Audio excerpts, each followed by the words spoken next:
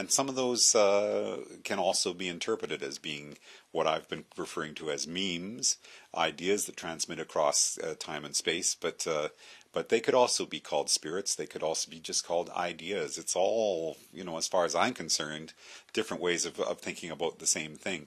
And there are versions of those memes or spirits or ideas that just as a reflection of the natural organizing principles that have happened to create the reality we're in have already expressed themselves.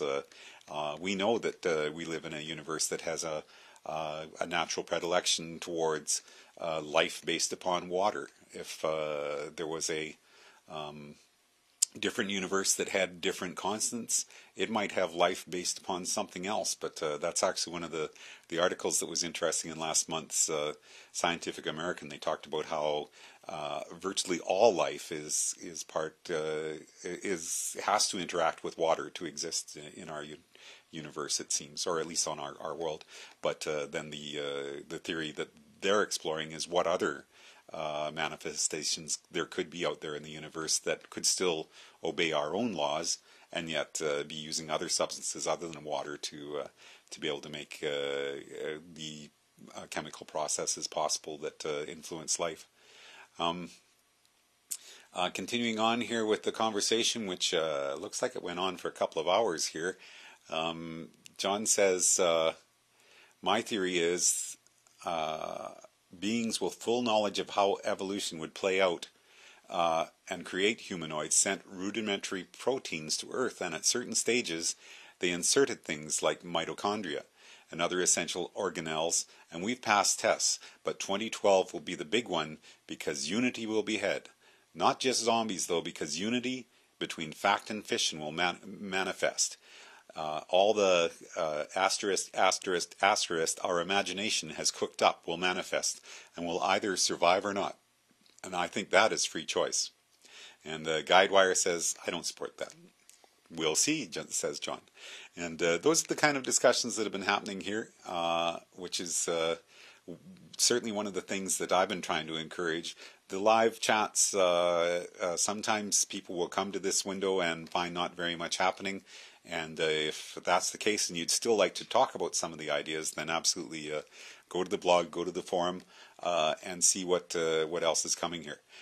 Just looking from the next day now, I'm up to November 27th, and looks like Gavin Gyorbrand came into the room and had some interesting discussions. I've talked about Gavin before. He's the author of Everything Forever, Learning to See Timelessness. If you go to everythingforever.com, you'll see some of the ideas he's been exploring, and I feel that they relate very strongly to some of the ideas I've been exploring as well. So Gavin and Cat Demon and Danan and a couple of anonymous guests got into a really fun discussion here about the nature of reality, and some of it got a little outside the stuff that Gavin usually talks about, but even after Gavin left the room, somebody named WTF and Cat Demon and Danan had a really good discussion here that went on for quite a while. Got into some of the other things that are peripheral to what we're talking about here, anime and role-playing games, some of the stuff that has been in video games as well that seems to relate to other ways of imagining how reality can be constructed, and I think again that's one of the things that's been fascinating, is all the people who keep coming to the 10th dimension site and putting their own versions of reality onto what they're seeing, and saying that there is a reflection between these crazy ideas that I put forward and their own ways of thinking about reality. Again, I'm moving on a little bit later, a couple of days later again. Again, John, who's definitely one of the largest contributors to this forum, or in the chat log, says, I think a black hole would be part of denser dimensions, sort of, because black holes both reduce space and time, right? So if there are at least 10 dimensions, 2 or 3 of them are introverted by black holes, right? Or 5 of them, or rather 5 of them are introverted. And nobody takes him up on that conversation. I'm not quite sure I follow that one either. But then he says, "Who thinks the 10th dimension is trippy?" And Guidewire writes back and says, "Sometimes, but I could say the same thing about you."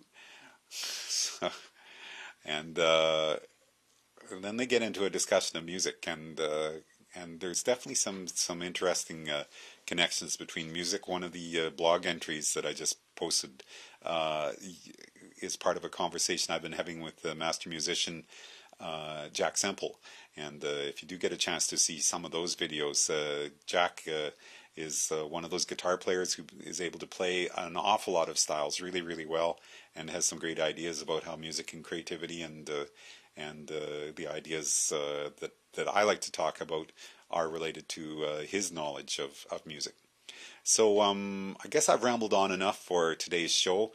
I'd like to finish off with another one of the new songs that Ron Scott has performed.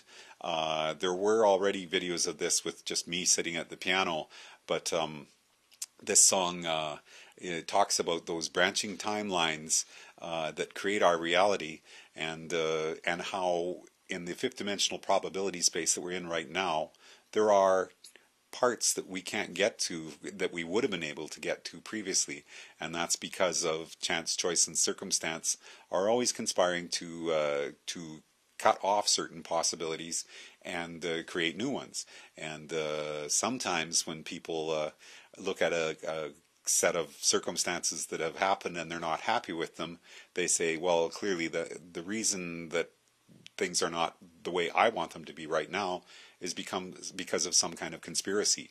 And conspiracy thinking is definitely one of the things that relates strongly to this idea of thinking about reality. If you're looking back from what is now to the Big Bang, there's a certain set of things that have already happened, and your own point of view is going to have a lot to do with whether you think they are just a set of random occurrences or the act of some kind of an intervention.